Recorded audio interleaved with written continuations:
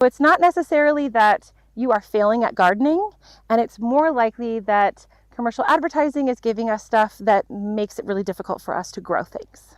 So we work with a really great arborist, and instead of this going to the dump where it would just rot, we turn it into bedding.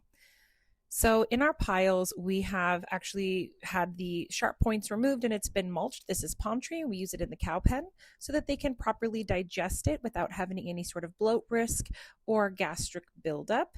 What we have found is that a lot of the commercial bedding is prohibitive of this because cows eat everything. So these are some other mulch piles, and we primarily will use these in our composting.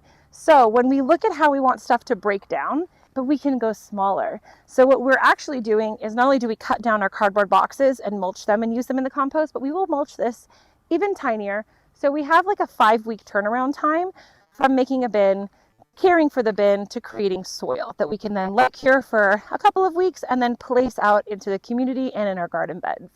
We will also use some of these. It just allows us to keep smell and dust down and ensure that we're picking up poop and cleaning it and composting it much easier so that everybody is happy and they have a cushy place to lay. So here at Esperanza's, one of our missions is to be regenerative in our agriculture, which doesn't just mean sustaining what we're doing and making things less climate impactful, but to actually have our footprint be something that gives back to the land.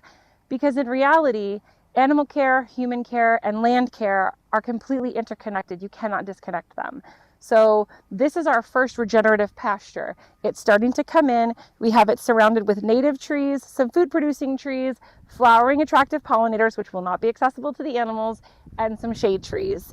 So it's really important that we are able to grow something that will feed the nutritional needs of our animals, that we have a structured setup of how often we are putting them into their turnout every day, not just for enrichment, but for forage access, and that they're eating things that are appropriate for their species.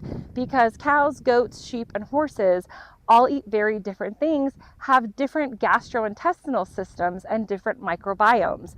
So being able to pack all of that nutrition in our arid desert climate can be a little bit of a challenge. And I will say on my end, that's where my school, Unity Environmental University, has come into play really heavily, because I've been able to take all of the nutritional information that I've learned in class, pick my professors' brains, and develop a plan for the animals who live here.